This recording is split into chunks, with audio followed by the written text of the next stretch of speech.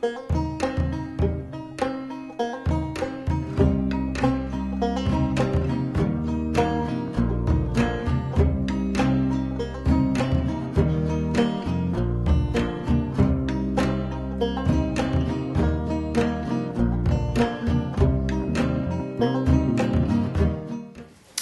Arnaud de me recevoir. Bienvenue. On va se découvrir parce qu'on s'est croisés par hasard il y a plusieurs mois maintenant. Et tu as sorti un livre sur le chamanisme. Ouais, réveiller le chaman qui est en vous. Comment t'es arrivé au chamanisme? Et c'est marrant parce que t'as pas les cheveux longs, t'as pas de plume.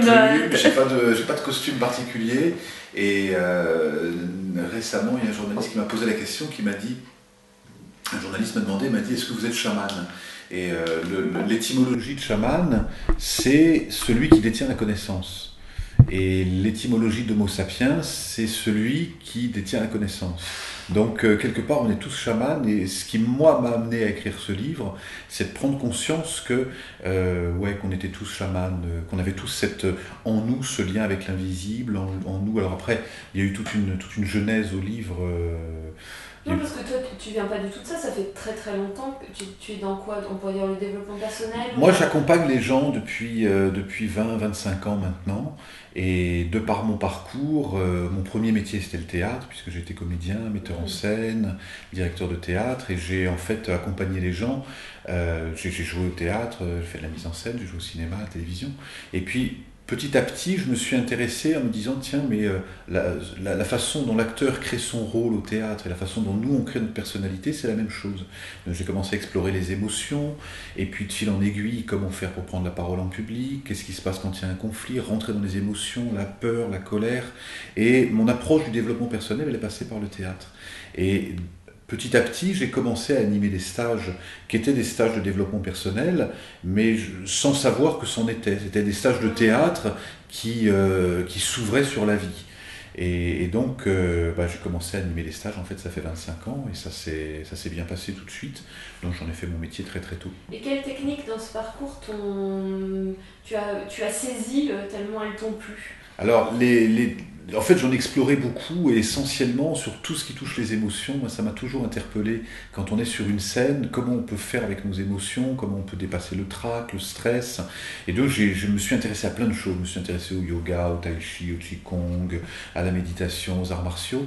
Et dans tout ça, il y a deux outils surtout sur lesquels je me suis vraiment appuyé. C'est les arts martiaux et la méditation, que j'ai pratiqué les deux pendant une dizaine d'années. Les arts martiaux, beaucoup l'aïkido, et la méditation, j'ai passé une douzaine d'années avec les maîtres tibétains. Et la méditation nous permet de prendre du recul sur la situation, de prendre du recul. Les arts martiaux nous permettent d'être vraiment là. Et à partir de ces outils, le théâtre, la méditation et les arts martiaux, en fait, j'ai créé mon approche, que comme je venais du théâtre, j'ai appelé la voie de l'acte, approche consciente de la totalité de l'être, qui nous permet en fait d'être en lien avec le corps physique, avec le corps émotionnel, avec le psychique. Je me suis vraiment rendu compte que quand on n'est pas bien dans son corps physique, on ne peut pas être optimiste, on ne peut pas avoir envie de faire quelque chose, et réciproquement, quand on a envie de faire quelque chose, quand on est joyeux, naturellement on est bien dans son corps physique. Donc j'ai vraiment abordé l'être humain dans sa globalité, corps, cœur, esprit. D'accord. Donc quand quelqu'un, parce que tu fais aussi des séances individuelles, ouais, donc quand quelqu'un vient et que justement il n'est pas aligné ou qu'il est en malaise avec lui-même, tu le fais passer par le corps? Ouais, moi je regarde les gens plus que je les écoute aussi, mais quand quelqu'un me raconte sa vie, j'ai le réflexe toujours du metteur en scène qui l'écoute. C'est-à-dire, j'écoute le texte et puis je vois l'acteur, est-ce qu'il est bien dans son personnage, est-ce que la personne est alignée, et bien souvent, si on n'a pas fait l'expérience de l'alignement, on n'est pas conscient qu'on n'est pas aligné. Et on peut avoir l'impression que tout va bien dans notre vie, mais en fait, comme on n'est pas aligné, il y a un truc qui ne marche pas. Donc soit on a une maladie récurrente qui arrive 3 fois par an, soit tout va bien dans notre vie, mais juste on a des gros problèmes avec notre femme et nos enfants, ou tout va bien dans notre vie, mais on s'accroche, on se cogne, on a des accidents, on a des trucs, et ça pour moi, c'est signe qu'il y a quelque chose qui n'est pas aligné. Quand on est aligné, ça marche bien partout. Et le rôle de l'accompagnateur, c'est d'aider la personne, moi j'accompagne, c'est la personne qui fait le boulot, à s'aligner physiquement et à vérifier que tout ce qui est dans sa vie, ça soit harmonieux. Et comment tu t'alignes physiquement? Par quel... Les arts martiaux et la méditation. Et là, dans ce que tu fais faire des arts martiaux aux gens? Ouais. Alors, je fais faire des arts martiaux, on ne va pas sortir le hakama ou le kimono, mais je m'appuie sur des outils qui sont issus des arts martiaux. Tu as un petit exemple concret? L'enracinement, par exemple. L'enracinement, c'est une manière très concrète. On a 3 intelligences. Pour moi, on a 3 intelligences. L'intelligence cérébrale, qui nous permet de lire un bouquin, de comprendre, faire des choses, des devis, etc. On a l'intelligence du cœur, qui nous permet d'être heureux, d'aimer ou de ne pas avoir envie. Et on a l'intelligence vitale, animale, archaïque, qui nous permet d'être enraciné. Et pour moi, l'équilibre, c'est l'équilibre de ces 3 intelligences. Donc quand je travaille avec les gens, je les amène déjà, la première des intelligences, c'est d'être ancré, enraciné. Et donc d'être moins dans la tête, et de s'appuyer pour ça sur la respiration, sur la méditation, sur la posture, sur la colonne vertébrale, pour être avant tout enraciné. Parce que on peut avoir lu tous les bouquins du monde, on peut avoir compris plein de choses, si on n'est pas enraciné, ça restera qu'une bibliothèque bien faite, mais une bibliothèque, c'est pas ce qui nous aide à être heureux. Ce qui nous aide à être heureux, c'est déjà d'être enraciné, et puis donc quand on est enraciné, on est sécurisé, et quand on est sécurisé, le cœur s'ouvre. Et quand le cœur s'ouvre, alors on peut s'intéresser à plein de choses. Mais pour moi, ça se passe dans ce sens-là, plus que dans l'autre sens. Ça part du bas vers le haut, comme un arbre qui pousse du bas vers le haut, plus que du haut vers le bas. D'accord. Et alors comment t'en es venu au chamanisme? Alors, en fait, le chamanisme, ça a pris d'autres mots avant, parce que quand j'étais enfant, j'étais naturellement très très en lien avec l'invisible, mais c'est pas extraordinaire. Je crois que beaucoup d'enfants sont très en lien avec l'invisible. Tant qu'ils sont pas bridés de ça, les enfants jouent dans un monde parallèle. Les petites filles jouent avec les poupées, elles ont tout un univers, toute une discussion. Les enfants, les garçons construisent des garages, des trucs, et ils ont tout un monde parallèle. Et moi, j'avais ce monde parallèle. Quand j'étais dans le jardin, je parlais avec les cailloux, avec les feuilles. Enfin, pour moi, c'était quelque chose de naturel. Et je parlais avec mes anges, je parlais quand il y avait un défunt, je parlais avec les défunts. Il n'y avait pas le monde visible et le monde invisible, il y avait juste le monde et toute sa complexité. Et c'était quelque chose de très très naturel et qui en fait ne m'a jamais quitté. Et à un moment donné, après être passé par plein d'expériences, le spiritisme, parce que j'étais curieux en fait des questions fondamentales. Qu'est-ce qu'il y a une vie après la mort? Qu'est-ce qu'on fait sur cette terre? Est-ce qu'on a le pouvoir les enfants aiment bien avoir du super pouvoir pour guérir les animaux, Et ça m'interpellait, je me disais, mais est-ce que ça marche ça? Et vraiment ça m'a interrogé. Et à un moment donné, il y a eu plusieurs rencontres, mais la rencontre avec les Tibétains a été assez déterminante. Et je me suis rendu compte en fait que les maîtres tibétains, les lamas, sont des chamans et utilisent leur propre pouvoir, qu'on a tous, pour guérir, pour se soigner, pour dialoguer avec l'invisible, pour comprendre l'énergie, pour développer la communication avec les animaux, avec les arbres, et que c'est quelque chose de très naturel. Et en fait, pour moi, j'ai juste la nostalgie, en étant parce que je suis né en région parisienne, j'ai juste la nostalgie d'être relié au grand tout. Alors le grand tout, on l'appelle comme on veut, mais je sais que dès que j'étais en Mongolie le mois dernier, où là le chamanisme est partout, tout le monde va voir les chamans, c'est très naturel, c'est pas du tout quelque chose d'extraordinaire. Quand je suis allé voir des chamans, on m'a dit oui, tiens, demain, c'est très naturel, on va voir le chaman comme on va voir en France le pharmacien, c'est très naturel.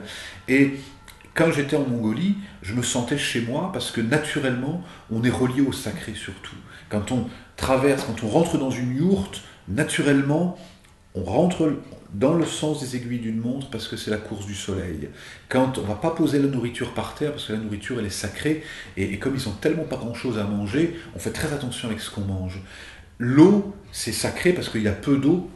Donc quand on va faire 1 kilomètre pour aller chercher de l'eau, le récipient d'eau, on ne va pas le renverser, on ne va pas faire n'importe quoi. Et donc cette conscience de préserver la nature, de préserver le sacré de la nature, elle est innée, elle est naturelle parce qu'on est en lien avec les éléments.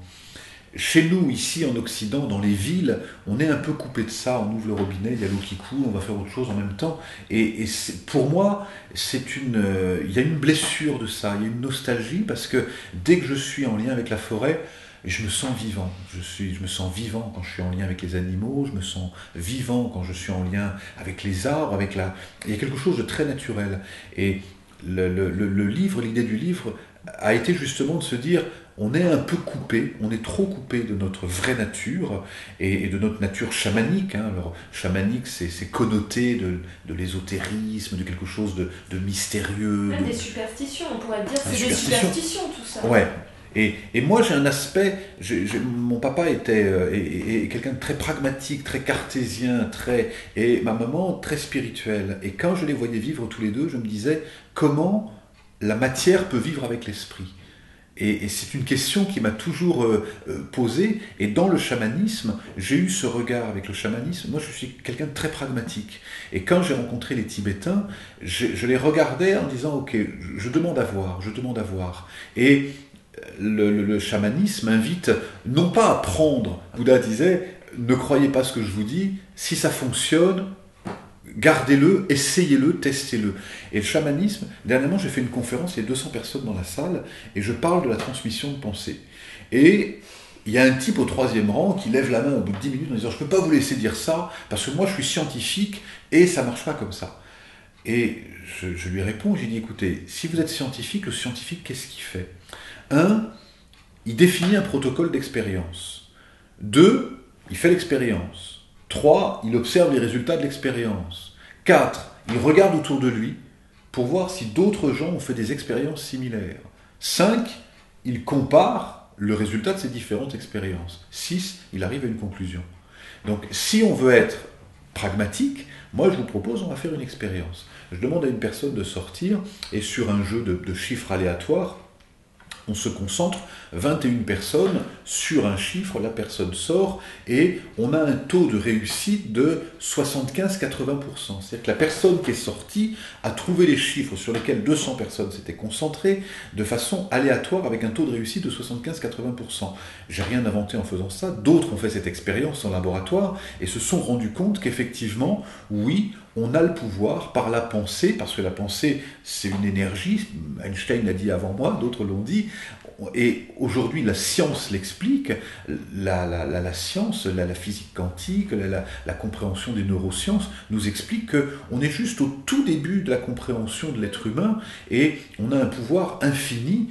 Des fois je dois expliquer ce qu'est la transmission de pensée, alors que tous les animaux l'utilisent.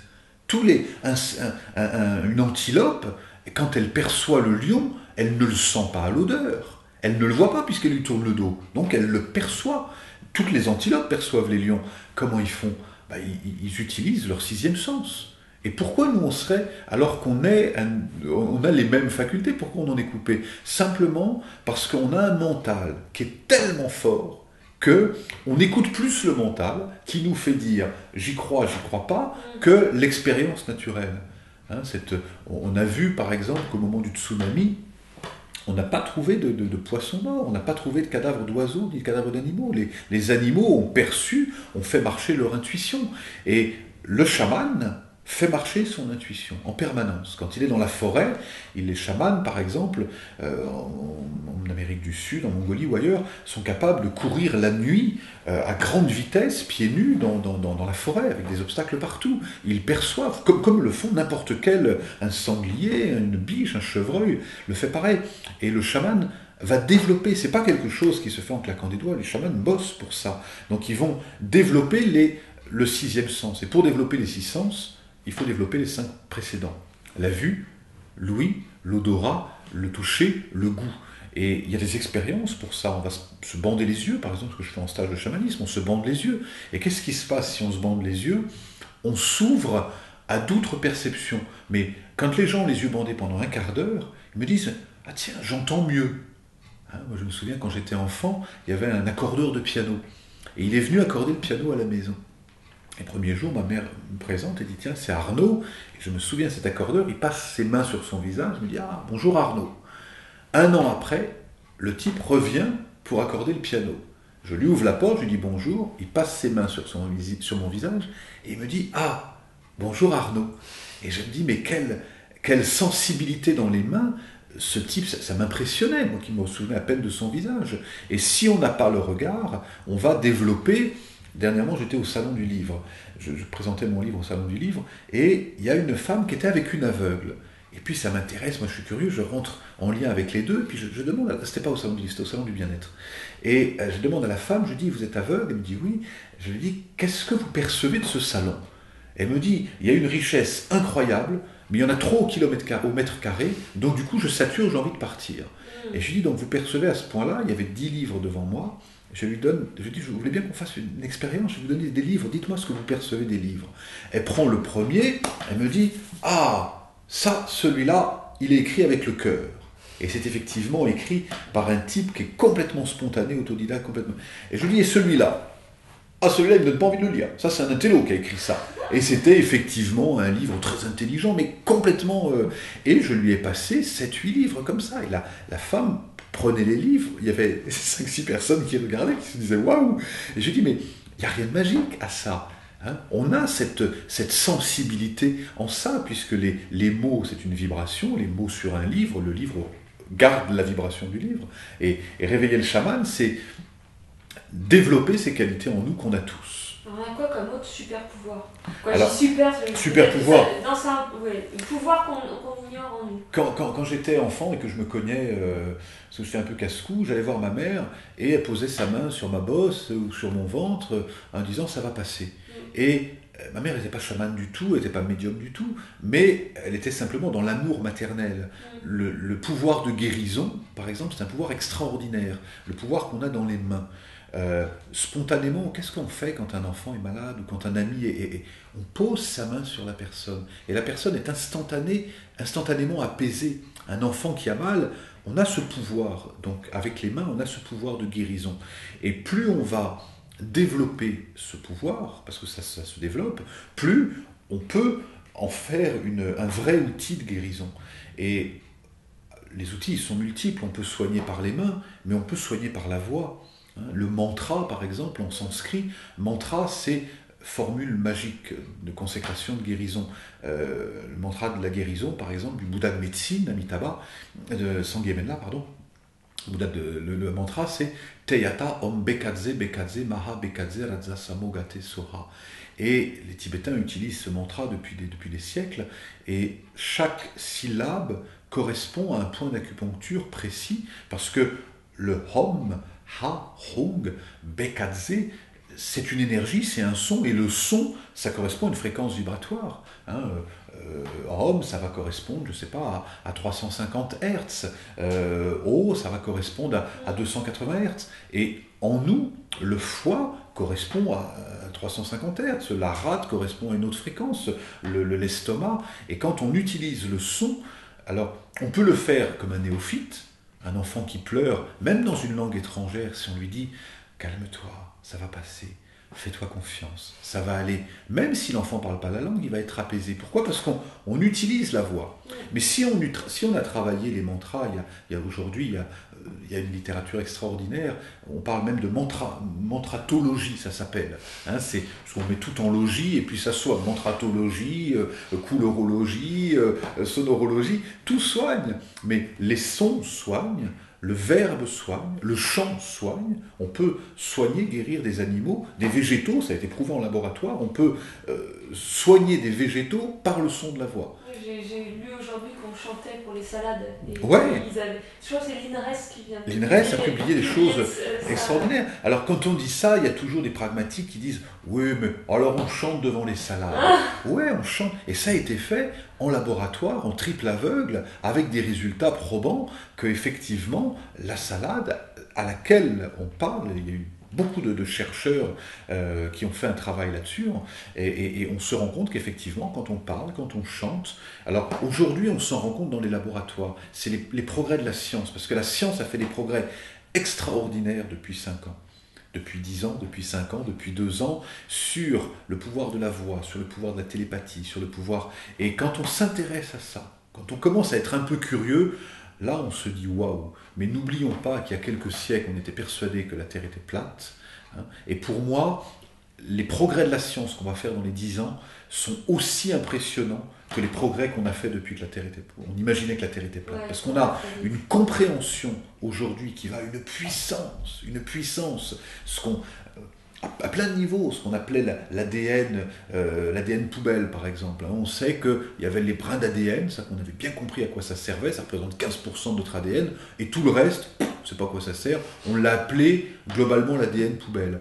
Aujourd'hui, depuis 4 ou 5 ans, on a compris que cet ADN en fait est modifié par notre comportement et nos pensées.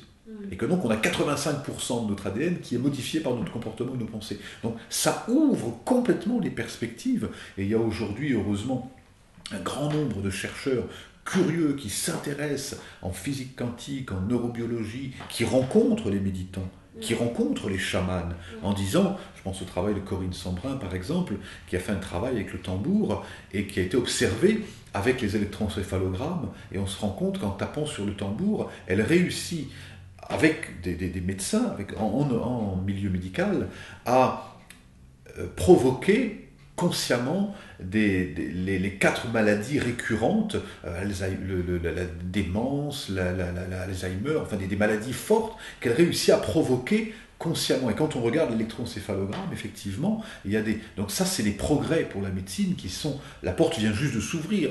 Ce qu'on va en faire dans les 10 ans à venir, c'est si justement on cesse de séparer la science, la médecine, les phénomènes inexpliqués, qu'on met ça dans une grande poubelle.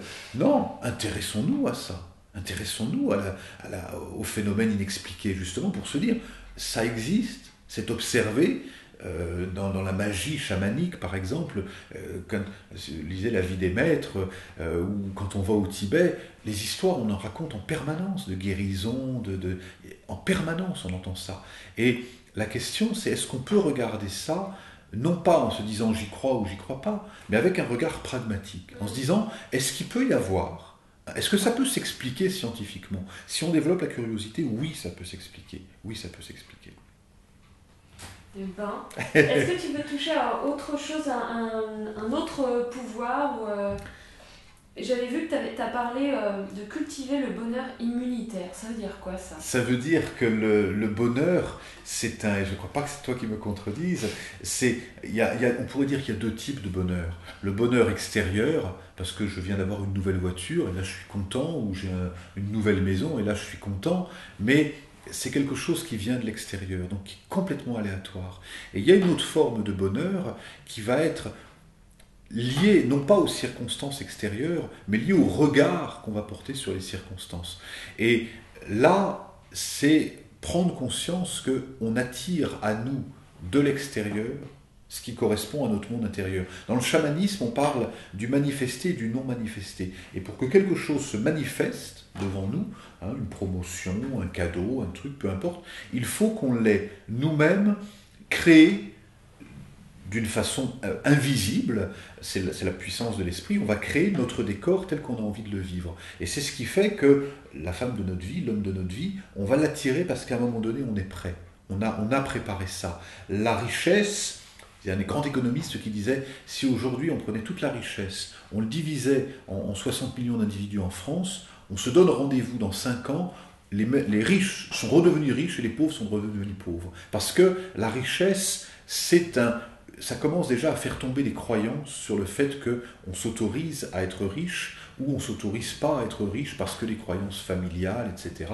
Si on a eu des parents pauvres ou des parents qui comptaient les sous, on va pas s'autoriser à gagner de l'argent. Si on a eu des parents qui n'étaient pas heureux en couple, on ne va pas s'autoriser nous-mêmes, la fidélité, la transgénéalogie explique ça très bien, toute la fidélité familiale. Et le chamanisme nous invite à nous libérer de nos croyances pour attirer à nous le bonheur. Le bonheur, c'est pas un truc, c'est quelque chose qui se cultive, et ça se cultive avant tout par un état d'esprit, et plus on a, les gens heureux attirent le bonheur, plus on est heureux intérieurement, plus on va attirer, et en physique quantique on pourrait l'expliquer, on va attirer à l'extérieur ce qu'on a généré à l'intérieur.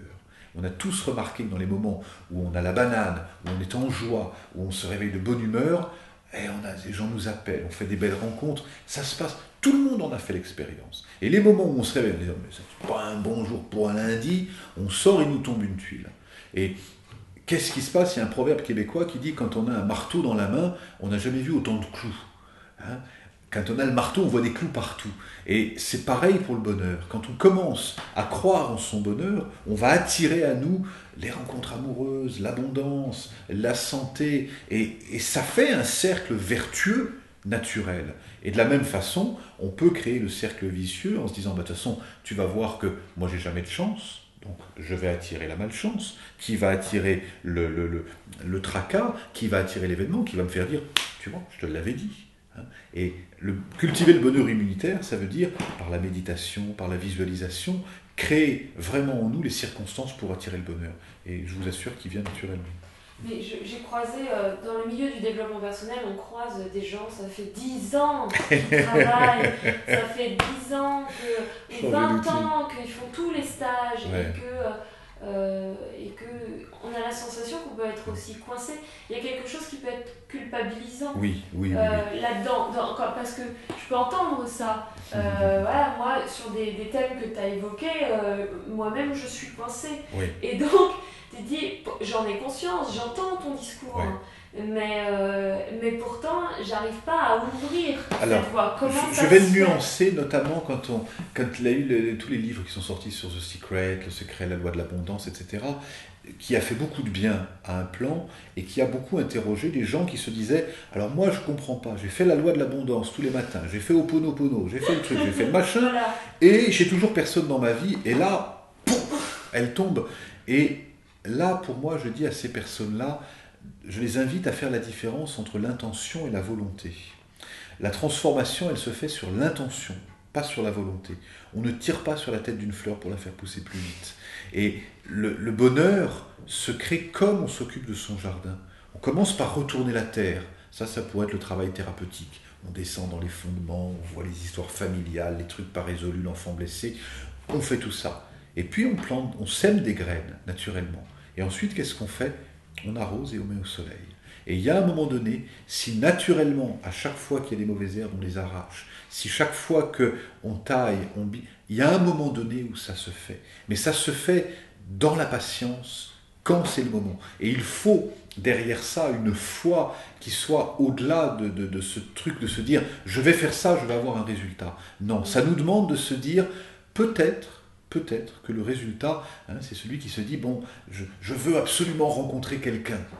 Et puis, au bout il fait la pratique tous les matins. Et puis, au bout d'un an, il se dit, j'ai jamais rencontré personne. Et le maître va lui dire, est-ce que déjà toi-même tu t'es rencontré ? Peut-être la belle rencontre à faire, c'était de te rencontrer toi-même. Et quand on se rencontre soi-même, donc ça demande à poser une intention, à se dire, je pose l'intention, ça se passe comme ça. Mais si ça doit se passer différemment, c'est ok. Je fais confiance. C'est cette phrase de Marc Aurèle qui a vraiment changé ma vie, l'empereur romain, qui disait « Donne-moi le courage de changer ce que je peux changer, la sagesse d'accepter ce que je ne peux pas changer, et le discernement de reconnaître l'un de l'autre. » Et bien souvent, on met beaucoup d'énergie à vouloir changer quelque chose qui est coincé, qu'on ne peut pas changer. Et des fois, il y a un truc où on aurait besoin de courage, là on peut changer. Et on se dit « Waouh, laisse faire ». Alors que là, on pourrait faire quelque chose. Et le discernement, c'est de regarder entre les deux en se disant, là, dans cette situation-là, je m'ennuie avec mon patron, est-ce que je peux faire quelque chose ? Là, oui, je peux faire quelque chose. Il y a des situations où on peut, il y a des situations où on ne peut pas. Et le discernement, c'est la méditation qui nous amène ça. Merci. J'ai même pas besoin de poser ma question sur le bonheur parce que ça y est, c'est incorporé dedans. Là, on a une bonne vision. Je sais que tu fais un beau travail sur le bonheur et je crois que à un moment donné, il y a des périodes dans sa vie. Moi, il y a un moment donné, j'ai beaucoup regardé l'ombre. Beaucoup. Je descendais, je faisais la méditation active, je tapais sur un coussin pour sortir la colère. Pendant des années, c'était un passage nécessaire. Vraiment regarder son ombre, regarder la psychogénéalogie, les histoires familiales, c'est nécessaire. Mais certaines fois, on peut s'enfermer dans ce truc-là. Et il y a d'autres moments, on est juste dans « tout va bien ». Et là, il y a un truc qui n'est pas juste. Et dans notre parcours, à un moment donné, on a besoin de voir son ombre. À un moment donné, on a besoin de voir sa lumière. Et cette rencontre entre l'ombre et la lumière forme un mouvement. Et je crois que c'est ce mouvement qu'on appelle la vie. Merci. Merci beaucoup.